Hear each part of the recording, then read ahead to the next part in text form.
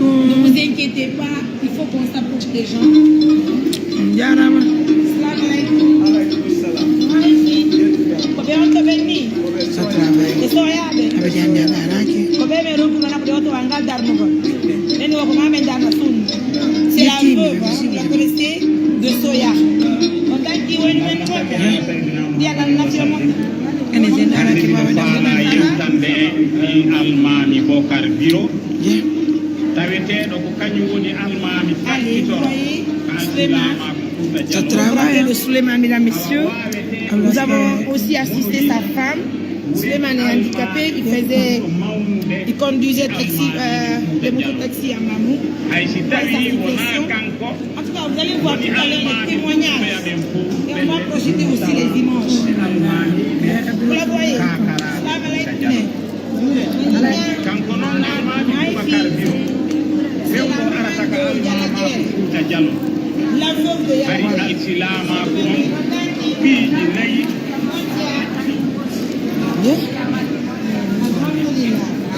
Elle n'a pas d'enfant. Elle a obtenu une maison dans les mains de l'ONG. Ça fait plaisir. Salam alaikum. On y gagne. Et water. Salam alaikum. Joli.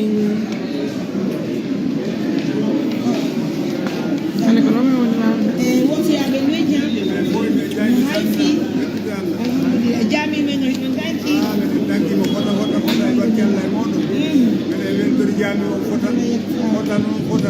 Amede. Woy no men dulle. Ah, sera ne. Ay. Awata témoignage di joni. Wonde ko makko do men baba. Alhamdulillah. On y gagne. Be on to benni. Ouais ça. Oui, Capita nous sommes le daki mondial. Alhamdulillah.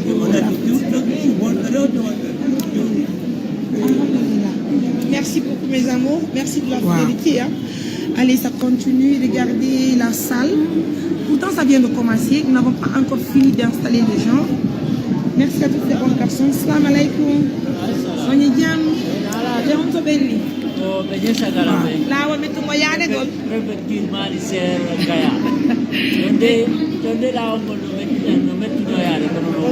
Oui, non, mais sognori non ka. Dieu merci. Alors mes amours, comme vous le constatez, plusieurs choses sont au programme. En tout cas, merci de la confiance. Salam alaikum bab. Ça travaille.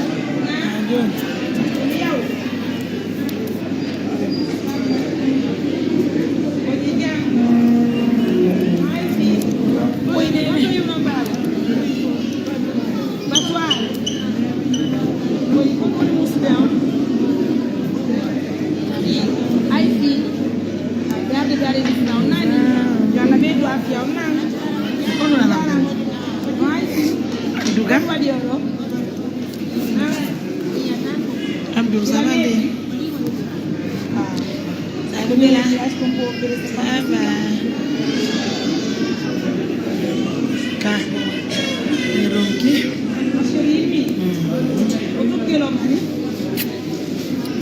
Wow, c'est notre deuxième représentant là bien. Il est très courageux, je vous le montre si vous le voyez. Là.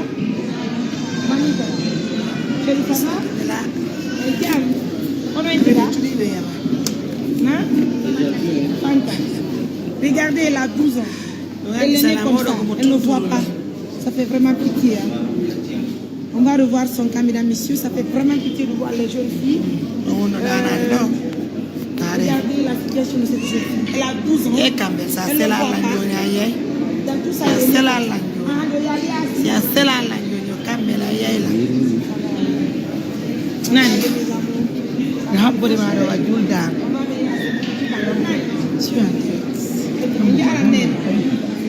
Vous vous rappelez de Mariam, la petite Mariam? On l'avait rencontrée en ville. Elle vendait du pistage de Saya et qui est là. Aujourd'hui, nous a donné l'autorisation de l'inscrire à l'école. Elle a commencé ses études avec nous à Mamou. Mariam, ça va? Ça va? Qui est c'est là, je suis les partenaires qui me suivent à l'instant T, ensemble. maman. On va continuer. Je vais les quitter les gens. On va continuer à faire des dons pour demain. Regardez ça. Regardez. Regardez.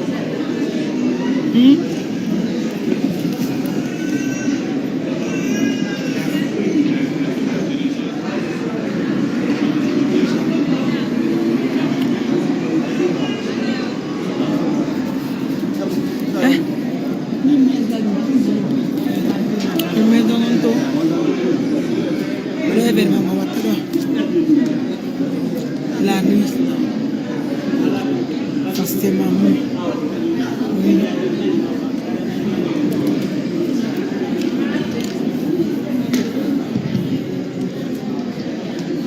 Assalamu alaikum.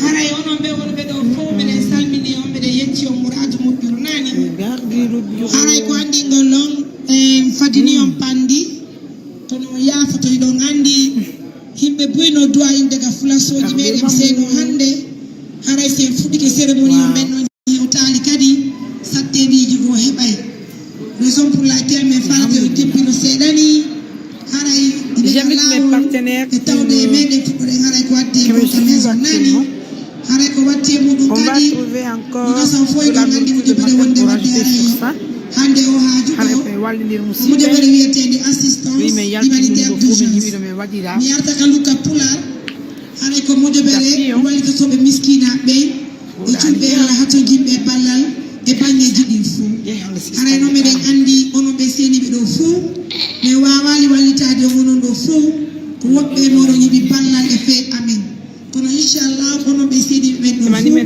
woni mi walli on hande woni mi walla on hande si Allah Allah subhanahu wa ta'ala muuyi ɓay meɗen mari parteɓe Allah waɗi barke muɗum suumayo min hewtay ka moɗon tinde mi wawa wallitade on mbiɗotaka amen o haray ko noon wonni sey kadi woni min ari wadde ellaji ga haray meɗen tori yoyo accan Allah accan on men on tini komin ɓiɓɓe moɗon haray piiji ɗiɓe laafi ko mamin feggo e moɗon seeɗa onon kadi yafuɗo ɓay on andi ko fi Allah wucci annabi joni je gollirte no wona woni ɗi o mi wawata tabbitade fof woɓɓe no ga haray ko maɓe seytina si woni ɓe seytini haray meɗen min toroto yo yafano men haray noon kadi ko andintingol noon piiji ko jokkuɗen kon ɗo fof on tini ko julɓe Allah ɓe walliti ɗum ko homɓe ko partenaire ɓe daakiɓe leyɗe ɗen fof haray ɓe walliti e mouratu moƴƴuru cuuɗi darnaɗi jamije darnaɗe ndiyam ɓokkagal lekkolji darnaɗi ma jamijo koɓe faala e darnugol ko julɓe Allah ɓe woni e wallitorde fi Allah woti annabijo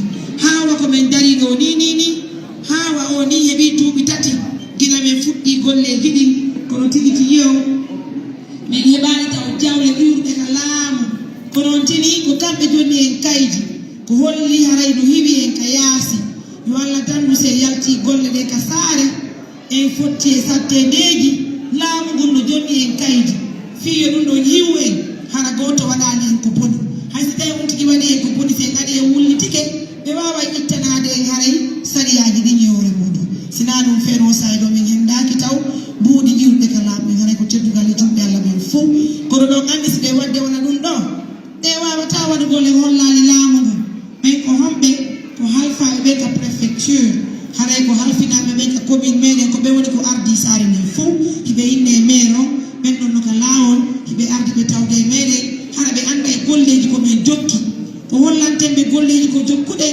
wona ukka golle politique dey hiɗon andi enen golle men ɗen ko apolitique ɗum no holli ɗen gollude kono en humodiraɓe laamu ngu kono noon ɓay koye guine yedde en wawata wadde hunde en hollali laamu ngu fiyoɓe hiw en fiyoɓe okkoren jawle ɗe ɓay jawle ɗen koye fooje jawle ɗen haray so tawi woni maire o seedike joni o ñiyay kadi yurɓe ɓe ka préfecture haray ɓen noon kadi hiɓe duwa wontude ɗo e meɗen fiisi institution international ji ɗi hewti maamu haray ɓe andinaɓe moƴƴo tamotoɗo miskinaɓe hino ka meɗen maamu haray mi wawa e fattanade on fiyoɓe hokkore ndiyam ɓe walla hiɓe laawi ɓe hokkore lekkolji e jamiji nani haray so yiwri ɗon kadi ko teddugal e moɗon gouverneur on tigui hewtay ɗo ɓe kadi wattiɓe teniji ɗi no wiye sooriɓe ɓe walla police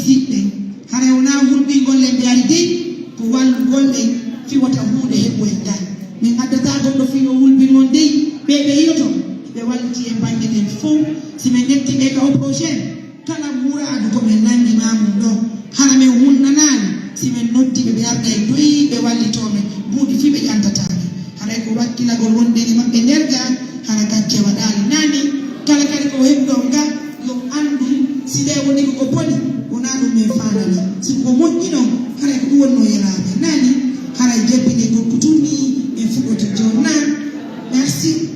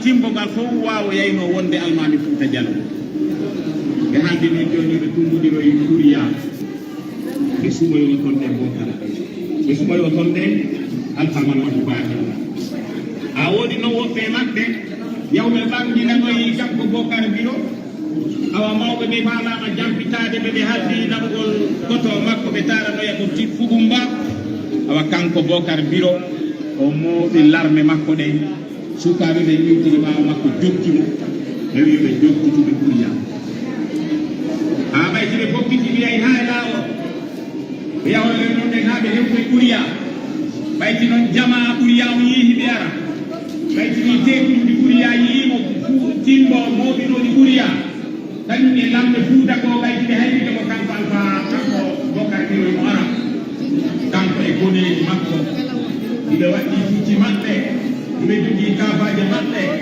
ñeeniɓe maɓɓe ɗum ɓawa maɓɓe ɓe tawi pelle so wattanaani ɗiɗa so tumbiniri ɓe mbaɗa goto ni ɗiɗo pelle kiiɗan ɗon fayi duniya aka ɗamminani ko kanko hokkare bimo wonde goto woto ndewi aami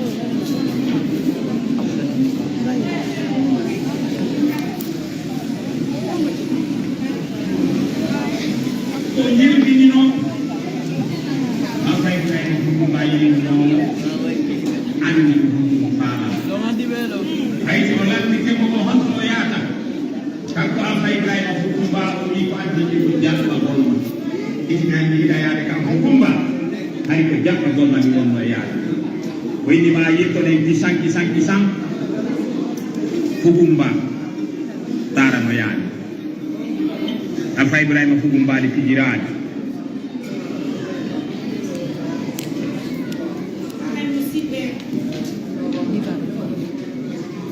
kono men wolli yon non haray ɓe wolli men ɓe ka laawol ɓe mbaɗike ɗo kamɓe lamɓe ɓen haray kadi ko wacce muɗum onon ɓe seeniɓe ɗo fof ko teddugal e moɗon ɗon hannde heɓi duuɓi hewɗi gila fuɗɗiɗen golleji men ɗin kono hari en heɓali siége so ñinni siége ko nokkure ko haanuɗon tawgol men ɗon fi en tindu fi balle ɗen haray ko teddugal e moɗon Allah waɗa subhanahu wa taala o newnani en partenaire ɓe walli en en heɓi nokkure ena enen darni ko goonga kono noon wata o yeggutu inchallah si Allah no muuyi en aray ñande gore ko darnuɗe siége meɗen on haray feeno sayɗo en heɓi nokkure ka becce maison ko wonɗen ɗo si en gayni cérémonie on no gasa e wawa yaade min holla on ɗon e ka becce maison ɗo hara kala e moɗon yimɓuɗo maapunde awto hande on wawa e tawgol men ɗon tinde min wallito on birtaga men o ɓayno wona woni ɗo ɓe wata wallitade juɓɓe Allah ɓen fo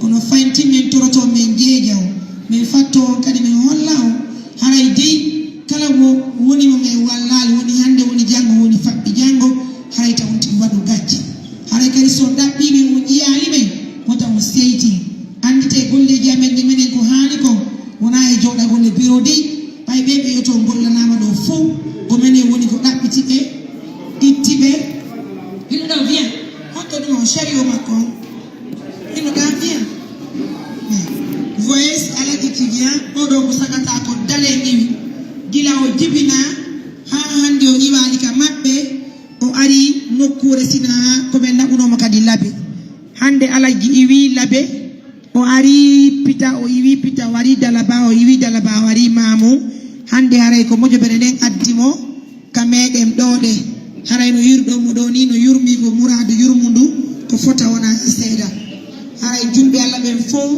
no tora jeppilagol si tawi woni ɓe habbiɗen ɓen hewti haray wawa e wadde golleji men ɗin no mi holliri o ni hande kadi ta goto e moɗon maapo si tawi woni on attoñini e ballal on hewta e ka suudu sukaɓe takko meɗen ɗo landuɗon siége on ko woni ɗon wawen e tindugol haray ko saɗi moɗon ko tooli miɗe weltani julɓe Allah ɓen fou kala heɓuɗo feere seeniɗo hande haray ko fottinini en ɗo ko hande heeɓi duuɓi ɗiɗi gila men fuɗɗi wadde bolleji ɗin tigi tigi kono gila men sinki moƴoɓere ɗen heeɓi duuɓi tati kono golleji men ɗin ko fuɗɗi heeɓi duuɓi ɗiɗi alhamdulillahi rabbil alamina haray golleji puy waɗama si tawi woni ɓe fadi ɗen ɓe yewti joni en wawa e andi gonɓe ko jokkuɗen kon hiɗon andi enen yiɗe onon yiɗon andi mene meɗen andi golleji ko wonɗen e wadde ko konon ɗum hiɗen waawi kadi hiɗen haani kadi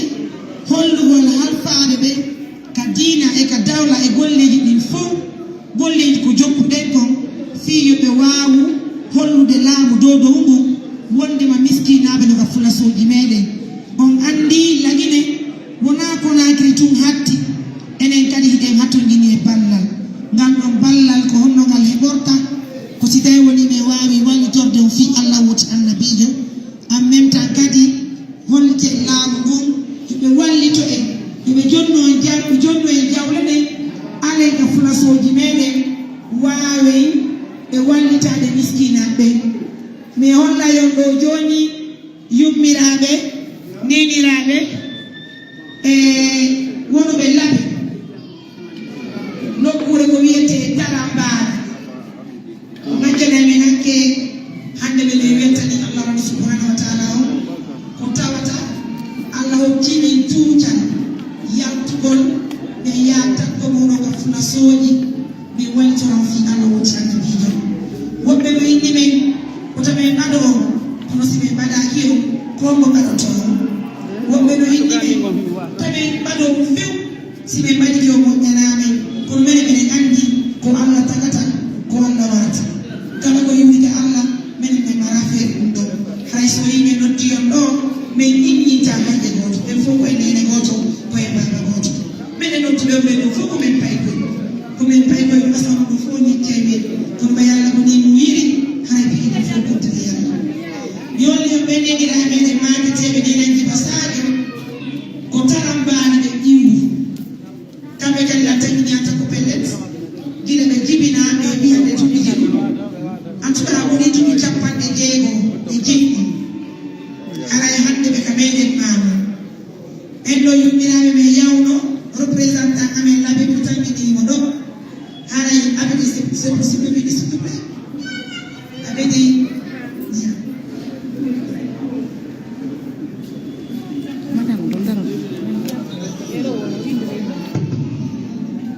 aɓeɗi assalamu aleykum Waalaikum salam Mariam.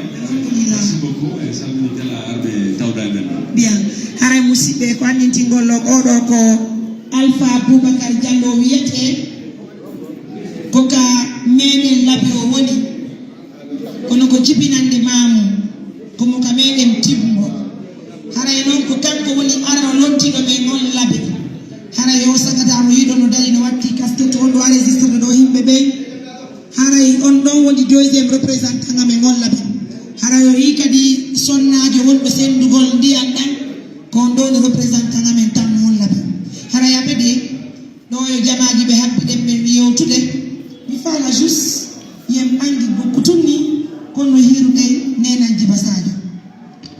Merci beaucoup Mariam, merci à tous ceux qui ont effectué ce déplacement et salmina wetron de fo maɓɓe aray fi yewtugol Nenanji Basadio, la première personne qui a été vraiment devant la scène, c'est Sadou Belabari, c'est à travers lui. Sadou, tu peux venir s'il te plaît? C'est le représentant de l'ONG à la baie. Très bien. Voilà, quand on est dans une activité, ça lui a vraiment touché. Wow. Mais moi, il m'a envoyé la vidéo, il n'est même pas membre de l'ONG. C'est dans ça, petit à petit,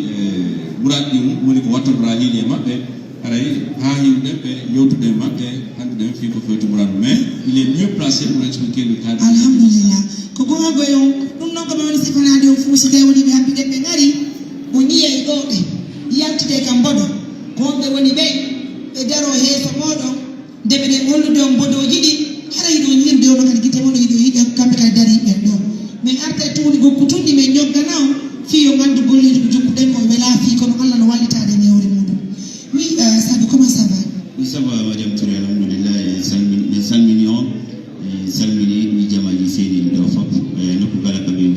Alhamdulillah, musibe anata kwa nintingo no mene ndota tono ndari bendo wobe ameka no game foko me winda wola ido ngandi ko no te winda wola ko bedi ni te journaliste hala lan nirtami nyoddi di nuda ko alhamdulillah be de wakili parce que ala no di barke yame hala be teddugale mono Sadou Bella fini Nenanji Basadio fe dani mi fala arke mo ko no hirdabe.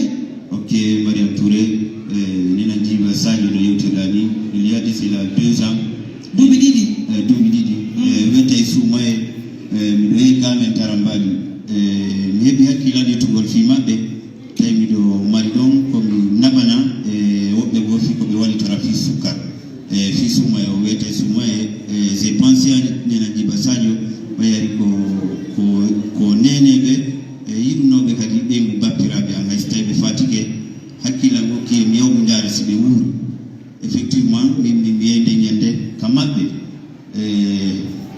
Dieu fait des choses mi armitede Nenanji Basadio iɓe ɓalni poto iɓe tappude mana ko koy bi foy won ko tombe on yaltinde be yaha be yeeyoya mi ari mi tawi ɓe on situation ɗon mi ari mi jundiɓe ko mi neldiɓe kon ɓe welti moƴƴa mi ƴetti ɗon bodoji min e maɓɓe après ɓay miɗo anndi abede mo ONG assistance humanitaire d'urgence du coup mi naɓani Alpha Boubacar image ji ɗi mi holliɓe kankadi o hewtini haray ka moƴoɓere Mariame Touré ko nder ɗum woni ko ɓe wawi ɗaɓɓitugol ha ɓe wawi yiwgol Nena Djiba à travers no Alpha Boubacar andirtiri ɗoni o contactanno Mariame Touré ɓay o image on 2 jours après o ɗaɓɓino koyete ñameteji ko sifa mum ala min Alpha Boubacar ɗo min yehi min hewtino Nena Djiba min hewtiniɓe inde moƴoɓere assistance humanitaire d'urgence haray kono ni ko woni ko Nena Djiba yira ɓe gannitina noon Nena Djiba ɓe ala gueɗal jo ha hande ɓe jibinali kono alhamdoulillahi rabbil alamina kaɓe yiiduno e moƴoɓere assistance humanitaire d'urgence ko ɗum wiyete wi Nena Djiba Sadio woni ko change de façon positive hande noon wona wi maɓɓe on to woni ko change ka hoɗo maɓɓe ɓay hande alhamdoulillahi rabbil alamina saabu maɓɓe hoɗo maɓɓe ngo heeɓi koyete forage heeɓi panneau solaire galle maɓɓe ɗen darnama alhamdoulillahi rabbil alamina hande ko wiyete hoɗo maɓɓe ngon siga galle maɓɓe ɗen ala e nder hoɗo maɓɓe ngon fof kono woni ni Sadou Bella mi arta e muɗum haray ko anditingo labete o sagata wonno yehide ɗo musidɓe kono woni hadi ko Alpha Boubacar tun ɗon timen laabi ko sabu moƴƴere makko nden e neydi makko ndin e tedduga makko ngal waɗi han si min ɓannimo takko amen min innimo himo haani wondugolle amen ɓay minen tum min gaynata haray on andi mi anndintiɗay ñande mi yimo nde ñande ari meɗen yaade nokkure c'était pas taramal de toute façon on était de passage quoi bien haray min ari min yi aaden jo komo tugeyiɗo ɗen sagata mo kuɓɓiya sagata mo hakkille mum dirti o wino ko maɓɓe duuɓi heewɗi tawi mo weela mi hokkuri mo nafakka komi watta ɗum ɗon o sagata aɗa waɗi jikki takko a wallitinam minni Alpha Boubacar lui lekki oni ko Sadou Bella ko journaliste minni je pense que il est mieux avec toi minni oɗo sagata mon imminali miskina o ñamminimo o buggitaki o wonaka moƴoɓere men oɗo ine hatunine makko ko batte ɗum ɗo min ɓannimo gila on say ko minen woni golɗuɗara ko teddugal e moɗon ɓen noon makete Nena Djiba Sadio ko andintingol ɗon dey ha hande ɓe jibinali boobo modi maɓɓe feƴƴini Allah okkoralɓe ɓiɗɗo batte ɗum ɗon kadi noon hari hunde ɓe mara ɓay ñande menen min yiwno Nena Djiba Sadio koye cummuɗo men tawi kamɓe gertoje maɓɓe ɗe wonno walde ko cummuɗo hay koɓe fusu gooto ɓe heɓa koɓe ñaama ɓay moƴoɓere men ɗen hewti tara mbaala mi yetti yummahen Allah kadi noon waɗiɓe yimɓe mari imana ko muraji moƴƴuru minen maniti ñande Alpha Boubacar adduɗo ɗin vidéo ji holli men min Mariame tigi mi yawno hammi yiiɓe